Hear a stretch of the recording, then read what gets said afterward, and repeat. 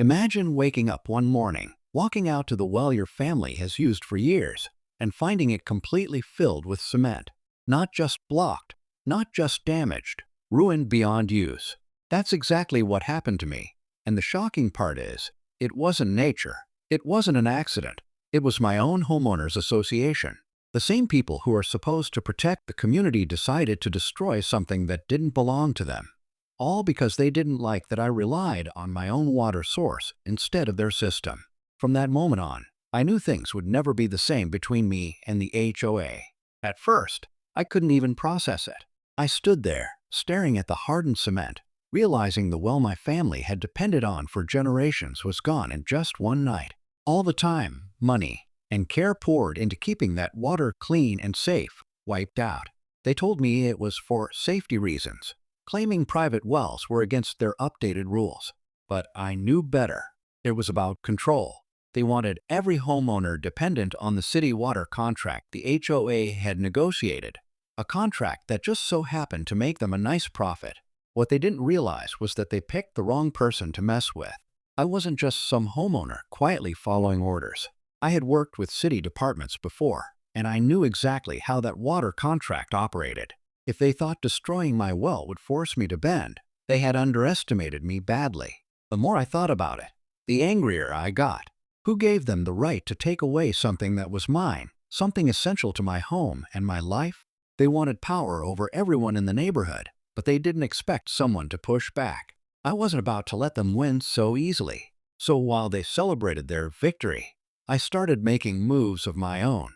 If the HOA believed they could cut off my water, I was ready to show them just how quickly their entire system could dry up. Let's just say, when you mess with someone's home, you should be ready for the consequences. And the day they realized what I had done to their precious water deal with the city was the day everything turned upside down. The fight with the HOA didn't start with the cement in my well. That was just the moment it all boiled over. For months, I had been noticing little things. Letters slipped under my door about non-compliance, warnings about my fence being an inch too high, and even complaints about the color of my mailbox. At first, I brushed it off, thinking they were just being overly picky like HOAs usually are. But slowly, it became clear that I was being singled out. The well was the heart of it. They didn't like that I wasn't paying into the city water deal they had worked so hard to force on the neighborhood. The HOA board was made up of a handful of neighbors, but the real driving force was the president. She was sharp, controlling, and always talked about how everything had to be uniform and by the book. To her, the well was an eyesore, a symbol that someone in the community wasn't following her rules. To me, it was a piece of family history. That well had been dug by my grandfather decades ago. It wasn't just water. It was independence, tradition, and something no contract could replace. The more I thought about it, the more I realized the cement wasn't just about enforcing rules. It was about power. The HOA had been pushing the city water contract for years, locking homeowners into rates they couldn't question. And while most people just went along with it, I had avoided it because I didn't need it. That meant less money flowing through their deal, and that made me a problem. When they destroyed my well, it was like they were sending a message. Either join their system or suffer the consequences. I remember walking into the next HOA meeting, watching the board members sit there with smug looks like nothing had happened.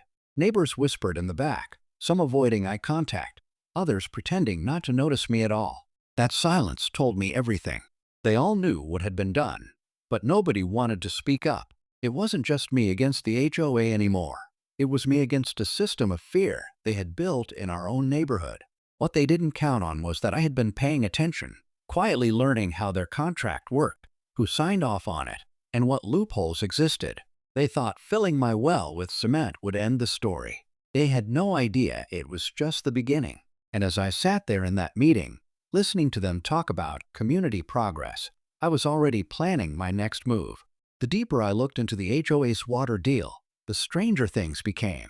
On the surface, it seemed like a standard agreement with the city. Steady water supply, fixed rates, and maintenance handled through community fees. But once I started asking questions, cracks began to show. The contract wasn't just about water. It was tied to side payments, penalties, and hidden clauses that no ordinary homeowner ever saw. The HOA board acted like it was a lifeline for the neighborhood, but in reality, it was a leash. Everyone was paying into it, and the more they paid, the more control the board had over every household. Neighbors who once smiled at me in passing started avoiding conversations. Some admitted quietly that they were struggling to keep up with the rising costs, but they were too afraid to complain. Others seemed almost brainwashed, repeating the president's words about community standards and protecting property values. It was as if the board had convinced them that dependence on this water contract was the only way to live. The cement in my well wasn't just about punishing me. It was a warning to anyone else who might think about stepping out of line. At the same time, I started noticing smaller stories unfolding around me. One neighbor, an older man who had lived here longer than most of us, told me his water bills had doubled in the past 2 years. He suspected the HOA was skimming, but when he raised the issue, he suddenly got citations for lawn violations and cluttered property. Another family confided that they wanted to install a rainwater collection system, but had been threatened with fines if they didn't dismantle it. Each story painted the same picture. The board wasn't just enforcing rules, they were tightening their grip on everyone. I couldn't help but wonder how far they would go to protect their arrangement. If they were bold enough to sabotage my well, what else had they done to keep people quiet? Rumors spread about backroom meetings, unrecorded votes, and connections with city officials who looked the other way.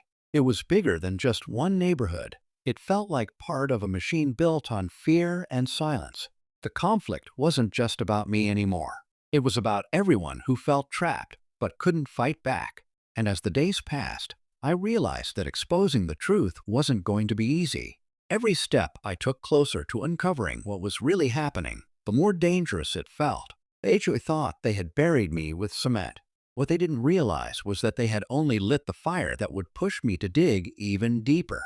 The closer I got to the truth, the heavier the air around the neighborhood felt. It was as if everyone knew something was coming, but no one dared to speak it out loud. Every time I walked past the HOA office, I caught the board members watching me, their smiles a little too tight, their conversations stopping the second I got near. The president, in particular, seemed to relish the standoff. She carried herself like she had already won, reminding me at every turn that rules are rules, her voice dripping with a kind of arrogance that made it clear she thought I couldn't touch her. But I wasn't just sitting still. Quietly, I started gathering evidence, copies of the water contract, emails between the board and the city, even old meeting notes that showed how they had voted behind closed doors. The deeper I dug, the more it looked like the HOA had overstepped their authority, twisting neighborhood bylaws into something that benefited them more than the homeowners. It wasn't just about me or my well anymore. It was about a system they had built to keep everyone tied to their control. At night, I'd catch myself replaying the image of my cement-filled well, the sound of shovels and machinery I hadn't heard but now imagined in the dark hours when nobody was watching. The thought of how easily they could erase something so important fueled me to keep going. And yet, I also knew the risk. The more I uncovered, the more dangerous it felt. What would they do if they found out I was collecting proof? How far would they go to silence me the way they had silenced everyone else? Meanwhile, tensions in the neighborhood were rising. A few brave families began whispering to me about their own frustrations, emboldened by the fact that someone was finally standing up. But even they begged me to be careful, warning that pushing too hard could make things worse for all of us. It was a delicate balance, push forward, and I risked bringing the full weight of the HOA down on me. Hold back, and they would continue to tighten their grip unchecked. The moment of reckoning was coming. I could feel it in every meeting, every glance, every whispered conversation in the driveway. I had the pieces in my hands, the proof that could finally turn the tables. But the board wasn't about to go down without a fight. And as I prepared to take my next step, I knew this confrontation would decide everything. Just when I thought I had the upper hand with the evidence I'd gathered, something unexpected happened that shook the ground beneath me. One evening, I came home to find a bright orange notice taped to my front door. In bold letters, it claimed my property was in serious violation of multiple HOA rules and that legal action was being considered. What stunned me most wasn't the threats, it was the timing. I hadn't told a soul about the documents I collected, yet somehow the board already seemed to know I was digging into their water contract. That night, I sat at my kitchen table staring at the notice, realizing this wasn't just coincidence. Someone had leaked information, and the board was trying to scare me into backing down before I went any further. But the twist came when I flipped the notice over and found something odd. A handwritten message in the corner. It simply said, "You're not alone. Meet me tomorrow." No signature, no name, just those words. For the first time, I felt both fear and hope tangled together. Someone inside the HOA, or at least close to them, wanted to talk. But was it a trap? Or had I finally found an ally who could expose what was really going on? The thought that a board member, or even a city contact, might be secretly against the president changed everything. It meant the cracks in their control were bigger than I realized. The following day, I walked to the spot mentioned in the message, a small park on the edge of the neighborhood. My heart raced with every step, half expecting to see the president and her allies waiting to confront me. Instead, I found a man sitting alone on a bench, someone I barely recognized as one of the quieter neighbors who rarely spoke up during meetings. He leaned in quickly and whispered that he had proof of what I already suspected, that the HOA's water contract wasn't just a deal with the city. There were hidden partnerships, money being funneled into places no one in the neighborhood knew about. Hearing it confirmed out loud sent a chill through me. This wasn't just about inflated bills or control. It was corruption on a scale none of us had imagined. And now that I knew the truth, the stakes weren't just high, they were explosive. The HOA hadn't just crossed a line with me. They had built their entire power on something far darker, and I was about to pull the thread that could unravel it all. The moment of truth came faster than I expected. With my neighbor's information and the stack of documents I had been gathering, I finally had enough to confront the HOA head-on. At the next meeting, the room was packed tighter than usual. People who rarely showed up were sitting in the back, whispering, waiting to see what would happen.